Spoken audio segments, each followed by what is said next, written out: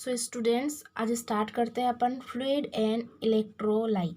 क्या होता है फ्लूइड एंड इलेक्ट्रोलाइट, क्यों पढ़ते हैं, इससे क्या होता है, और ये जो हम पढ़ने जा रहे हैं फ्लूइड एंड इलेक्ट्रोलाइट के बारे में, तो इससे रिगार्डिंग बहुत सारे क्वेश्चन आता है। ये फंडामेंटल का है, बहुत सारे कॉम्पिटिटिव एग्जाम में अपन CHO हो गया, एम्स नर्सिंग ऑफिसर हो गया, BHE हो गया, KGME हो गया, RRB हो गया, ये सारे एग्ज़ाम में यहाँ से क्वेश्चन बनता ही बनता है फ्लूइड एंड इलेक्ट्रोलाइट। तो हम फ्लूइड एंड इलेक्ट्रोलाइट पढ़ रहे हैं, तो हम मेनली फोकस करेंगे अपन क्वेश्चन पे, थ्योरी के साथ साथ क्वेश्चन पे भी फोकस करेंगे। ठीक है, तो अपन पढ़ते हैं फ्लूइड एंड इलेक्ट्रोलाइट में कौन कौन सा आता है। मैग्नीशियम हो गया, फास्फोरस हो गया, पोटेशियम हो गया, सोडियम हो गया, कैल्शियम हो गया। ठीक है, तो मैग्नीशियम का नॉर्मल वैल्यू कितना होता है 1.6 to 2.6 होता है। फास्फोरस का 2.7 to 4.5 होता है। पोटेशियम का 3.5 to 5.1 होता है। सोडियम का 135 to 145 एंड कैल्शियम का 8.6 to 10 होता है। तो जनरली तौर से आमतौर पे देखा जाता है कि हमको नॉर्मल वैल्यू याद तो हो जाता है तुरंत, लेकिन लॉन्ग टाइम तक याद नहीं रहता। तो इसके लिए हम कुछ ट्रिक्स अपनाए हैं। तो आप लोग अगर कहीं पे खाना खा रहे हो, कहीं जा रहे हो, घूम रहे हो, फिर रहे हो, तो इस ट्रिक को अगर आप बोल के ही जा रहे हो, बोलते जा रहे हो बार बार, तो ये हमारा शॉर्ट टर्म मेमोरी का कहाँ चला जाएगा, लॉन्ग टर्म मेमोरी में चला जाता है। तो हम कुछ ट्रिक अपनाए हैं, जैसे कि मानी लाल फुश करके नाचता है। तो मानी लाल फुस करके नाचता है, ये ट्रिक तो याद रहेगा। तो मानी M फॉर मैग्नीशियम, फुस P for phosphorus, K for potassium, नाचता है, N फॉर सोडियम, एन अपन एडिशनल एक याद कर सकते हैं कैल्शियम का। तो एक बार और रिपीट करते हैं अपन। नॉर्मल वैल्यू कितना होता है मैग्नीशियम का 1.6 to 2.6 होता है। फास्फोरस का 2.7 to 4.5 होता है। पोटेशियम का 3.5 to 5.1 होता है। सोडियम का 135 to 145 होता है। देन कैल्शियम का 8.6 to 10 होता है। ठीक है, तो एक बार ट्रिक याद हो गया सबको। मानी लाल फुस करके नाचता है, तो M फॉर मैग्नीशियम का नॉर्मल वैल्यू कितना होता है 1.6 to 2.6। फास्फोरस का कितना होता है 2.7 to 4.5। पोटेशियम का 3.5 to 5.1। सोडियम का 135 to 145। कैल्शियम का 8.6 to 10। ये अपन क्या है नॉर्मल वैल्यू है। ठीक है, तो एसिड बेस बैलेंस हम पढ़ रहे हैं फ्लूइड एंड इलेक्ट्रोलाइट, तो हमको और किसका नॉर्मल वैल्यू पता होना चाहिए।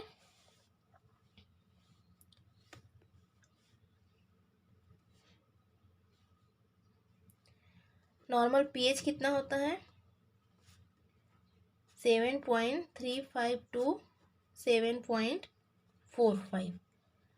बाइकार्बोनेट का कितना होता है 22 to 26। कार्बन डाइऑक्साइड का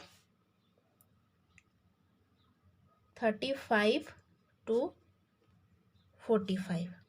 ठीक है, pH कितना होता है 7.35 to 7.45।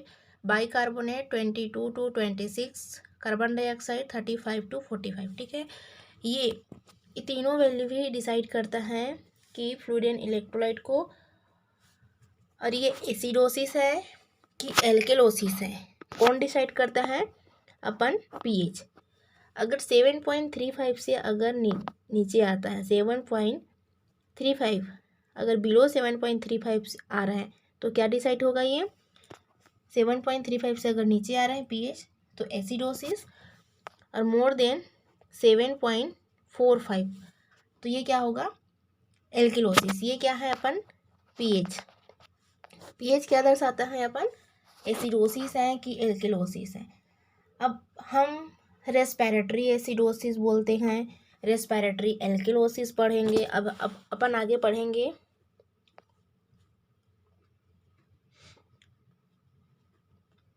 Respiratory acidosis,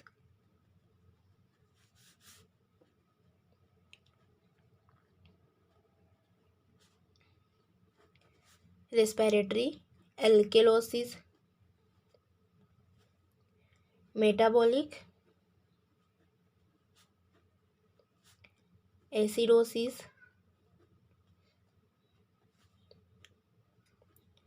metabolic alkalosis.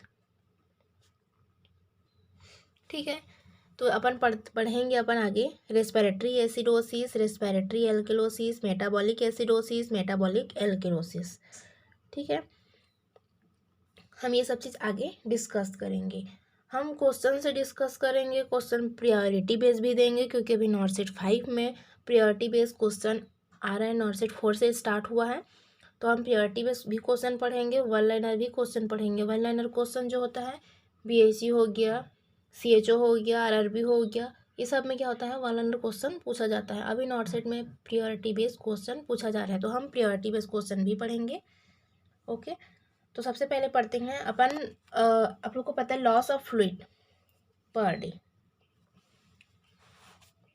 Fluid का कितना लॉस होता है एक दिन में, हमारे शरीर से फ्लूइड का कितना लॉस होता है एक दिन में।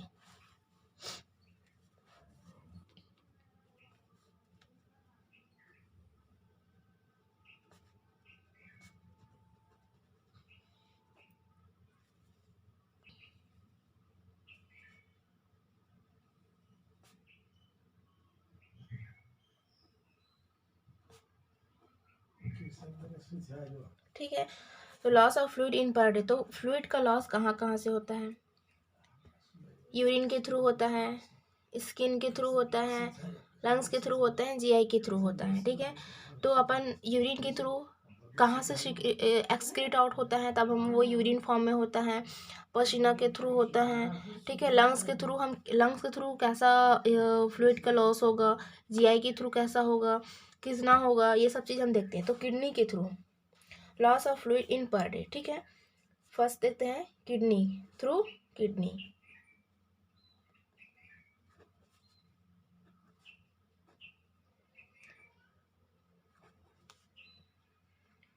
ठीक है, loss of fluid through kidney, kidney के थ्रू किस फॉर्म में होगा, किडनी के थ्रू किस फॉर्म में होता है, यूरिन के फॉर्म में होता है।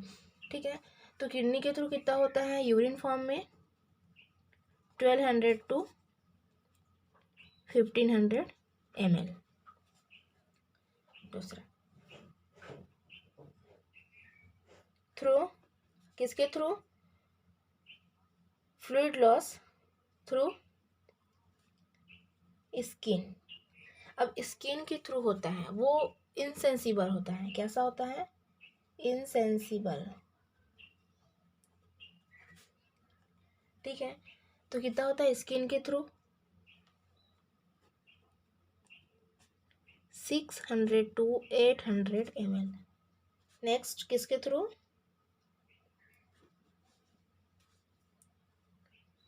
Through lungs.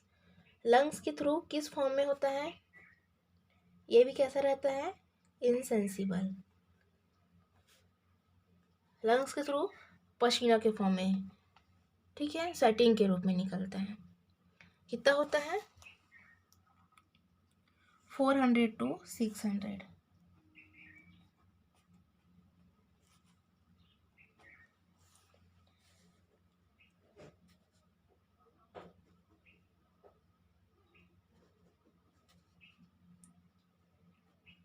जीआई, जीआई के थ्रू कितना होता है 100 ml। ठीक है, टोटल फ्लूइड लॉस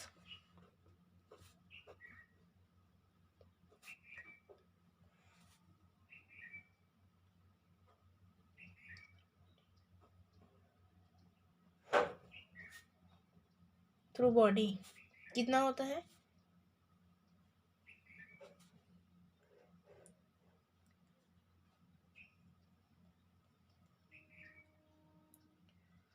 2300 से 3000 ml। ये अपना कितना है टोटल फ्लूइड लॉस होता है 2300 से 3000 ml। ठीक है, तो loss of fluid in per day अपन अलग अलग देखे हैं। ठीक है, यूरिन के फॉर्म में होता है, पसीना के फॉर्म में होता है, ठीक है। आप जीआई के थ्रू होता है, लंग्स के थ्रू होता है। तो यूरिन के फॉर्म में होता है तो कहाँ से एक्सक्रीट आउट होता है? किडनी से। तो थ्रू किडनी कितना होता है? 1200 से 1500 ml तक होता है। Through skin insensible. What is insensible? क्या समझते हो? इनसेंसिबल वो होता है जो अपन नेक्ड आई से दिखाई नहीं देता, हम आंखों से नहीं देख सकते। हाँ, स्किन के थ्रू पसीना के फॉर्म में होता है, एवेपोरेशन होता है, लेकिन वो ज़्यादा जब वेपोरेशन होता है तभी दिखाई देता है। लेकिन अगर गर्मियों के दिन रहता है तब वो दिखाई देता है पसीना। लेकिन ठंडी के दिनों में भी होता है, पसीना के थ्रू भी फ्लूइड लॉस होता है, बट कम मात्रा में होता है, लेकिन वो दिखाई नहीं देता। इसलिए क्या बोला जाता है? Insensible fluid loss through the skin. कितना होता है? 600 to 800 ml। And through lungs. Lungs के थ्रू किस फॉर्म में? जब हम बात कर रहे हैं ऑक्सीजन, तो क्या उसके थ्रू भी तो क्या होता है? फ्लूइड का लॉस होता है। तो ये हमको दिखाई नहीं देता। तो कितना होता है ये? 400 to 600 ml। और थ्रू जीआई, जब हम जीआई के थ्रू जब टॉयलेट कर रहे हैं तो स्टूल के फॉर्म में भी क्या होता है? फ्लूइड का लॉस होता है। वो सबसे कम मात्रा में होता है। कितना होता है? 100। तो जब सबको ऐड करेंगे 1200, 600 प्लस 400 प्लस 100, ये सब क्यों कितना होगा? 300, 2300 एंड कितना, कहाँ से कहाँ तक? टू 3000 तक। तो हमारा जो टोटल फ्लूइड लॉस होता है बॉडी से, total fluid loss through body per day, ठीक है, 2300 से 3000 ml होता है पर डे। ओके, यहाँ तक समझ में आया? अपन पढ़ रहे हैं फ्लूइड एंड इलेक्ट्रोलाइट। एक बार रिपीट करते हैं।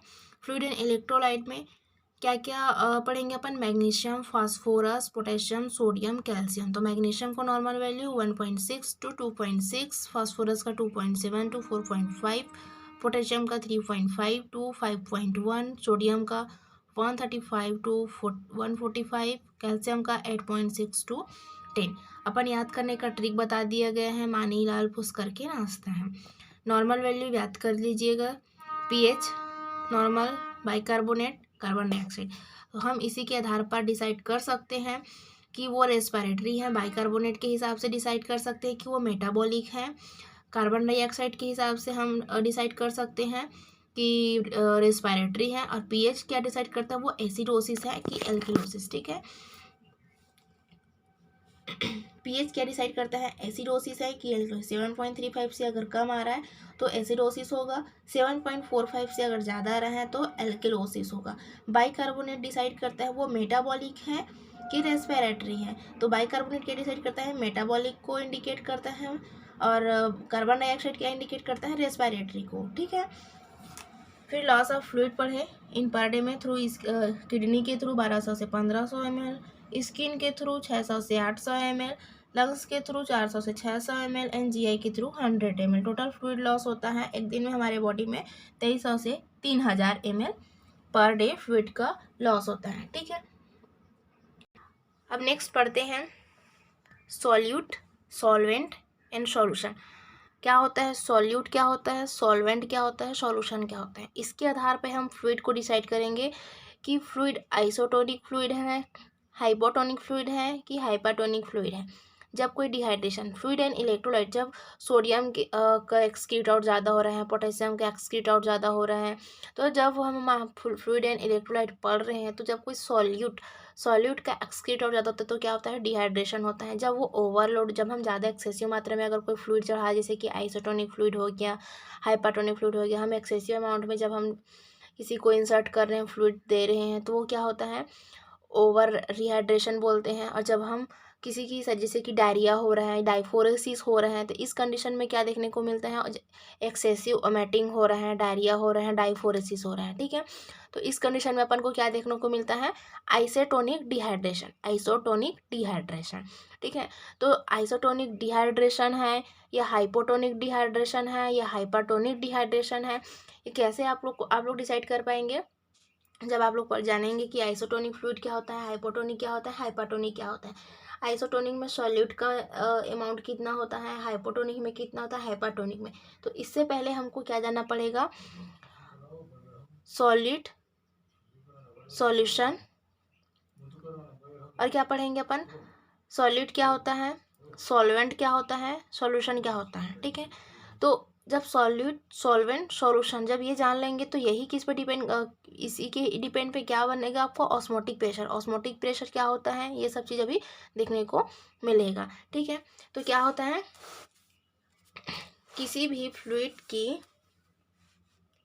अपना ये की पॉइंट बना के लिख लेना सब।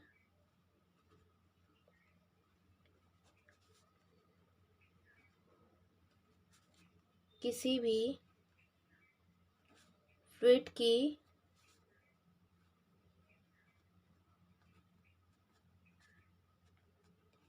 कंसंट्रेशन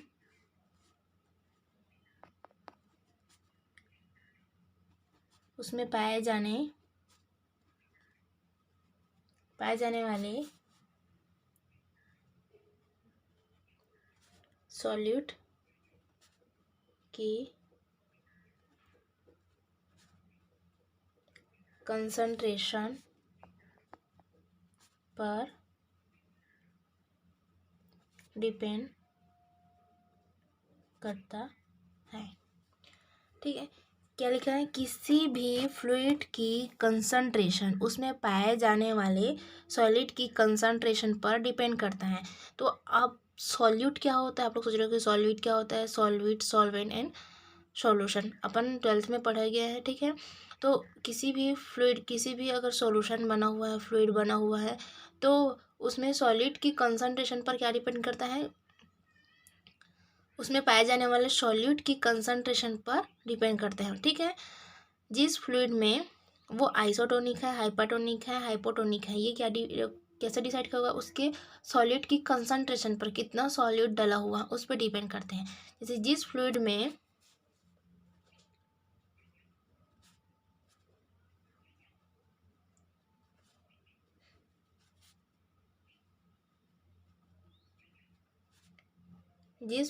सॉल्यूट की मात्रा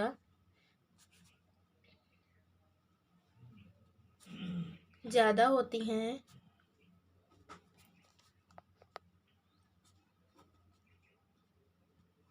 वह फ्लूइड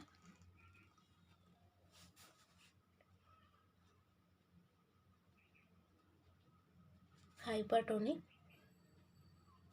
होती हैं, ठीक है। जिस फ्लूइड में सॉलिड की मात्रा ज़्यादा होती है वह फ्लूइड हाइपरटोनिक होती है, ठीक है। अब ये हाइपरटोनिक, आइसोटोनिक, हाइपोटोनिक, मैंने बताया कि आइसोटोनिक फ्लूइड क्या होता है, हाइपरटोनिक फ्लूइड क्या होता है, हाइपोटोनिक फ्लूइड होता है। तो जिस फ्लूइड में सॉल्यूट की मात्रा ज़्यादा होती है, जिस भी अगर फ्लूइड बना हुआ है, सॉल्यूशन बना हुआ है, उसमें अगर सॉल्यूट की मात्रा ज़्यादा है तो हम उसको क्या बोलेंगे, हाइपरटोनिक सॉल्यूशन। नेक्स्ट है, जिस फ्लूइड में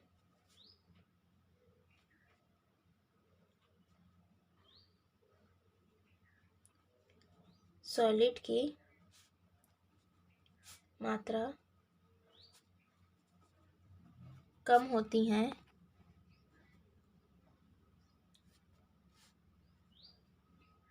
वह होगा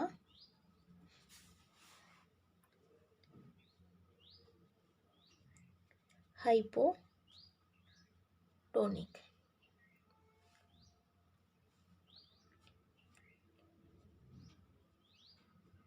और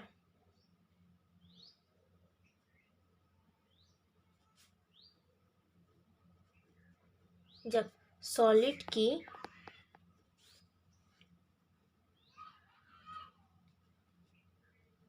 सॉल्वेंट इक्वल होगा, वह आइसोटोनिक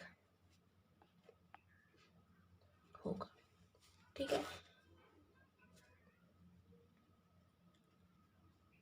और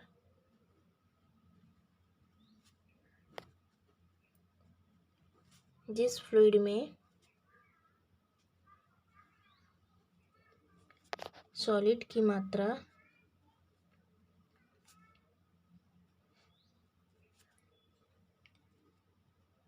ज़्यादा होगी उसका ऑस्मोटिक प्रेशर भी ज़्यादा होगा। ठीक है, जिसका ऑस्मोटिक प्रेशर ज़्यादा होगा वह सॉल्वेंट को अपनी ओर खींच लेगा और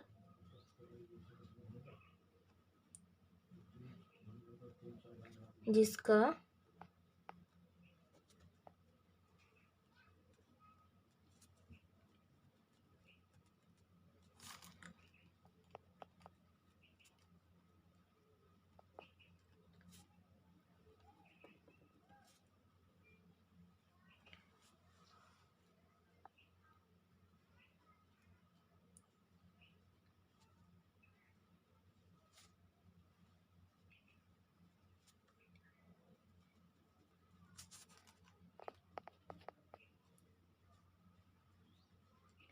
ठीक है, क्या बोला गया है, किसी भी फ्लूइड की कंसंट्रेशन उसमें पाए जाने वाले सॉलिड की कंसंट्रेशन पर डिपेंड करता है। ठीक है, कोई भी आप फ्लूइड डिसाइड कर रहे हो, आइसोटोनिक है, हाइपोटोनिक है कि हाइपरटोनिक है, तो उस किसी डिसाइड होगा कि उसके कंसंट्रेशन पे। ठीक है, जिस फ्लूइड में सॉलिड की मात्रा ज़्यादा होगी वह फ्लूइड हाइपरटोनिक होगा, जिस फ्लूइड में सॉलिड की मात्रा कम होगी वह हाइपोटोनिक होगी, जिस फ्लूइड में सॉलिड की सॉल्वेंट इक्वल होगा वह आइसोटोनिक होगा, और जिस फ्लूइड में सॉल्यूट की मात्रा ज़्यादा होगी उसका ऑस्मोटिक प्रेशर भी ज़्यादा होगा। जहाँ ऑस्मोटिक प्रेशर ज़्यादा होगा तो वो जिसका ऑस्मोटिक प्रेशर ज़्यादा होगा वह सॉल्वेंट को अपनी ओर खींच लेगा। ठीक है, तो ऑस्मोटिक प्रेशर, ऑन्कोटिक प्रेशर, ये सब चीज़ आप पढ़े ही होंगे क्या होता है ऑस्मोटिक प्रेशर। जिसका ऑस्मोटिक प्रेशर ज़्यादा होगा वो सॉल्वेंट को अपनी ओर खींच लेता है। ठीक है, अब आगे आइसोटोनिक फ्लूइड में कौन कौन सी आती हैं, हाइपोटोनिक फ्लूइड में कौन कौन सी फ्लूइड आती हैं, हाइपरटोनिक फ्लूइड में क्या क्या आता है। ठीक है, आइसोटोनिक फ्लूइड क्या होता है, solute is equal to osmotic pressure, जैसे कि NH 0.9%, RL NH, ये किस में आता है, आइसोटोनिक में। हाइपोटोनिक में क्या होता है, हाइपोटोनिक में सॉल्यूट की मात्रा कम होती है जिसकी वजह से ऑस्मोटिक प्रेशर भी कम होती है। इसमें कौन कौन सा आता है, 0.45% normal saline, 0.33% normal saline. And hypertonic में क्या होता है, सॉलिड की मात्रा ज़्यादा होती है तो ऑस्मोटिक प्रेशर भी ज़्यादा होती है, तो 3% नॉर्मल सलाइन हो गया, मैग्नीटोल हो गया, ये हाइपरटोनिक में आता है। ठीक है, अपन आगे पढ़ेंगे डिहाइड्रेशन। आइसोटोनिक डिहाइड्रेशन क्या होता है, हाइपोटोनिक डिहाइड्रेशन क्या होता है, हाइपरटोनिक डिहाइड्रेशन क्या होता है। तो कैंडिडेट्स अब आगे पढ़ते हैं नेक्स्ट क्लास में। ठीक है, थैंक यू सो मच।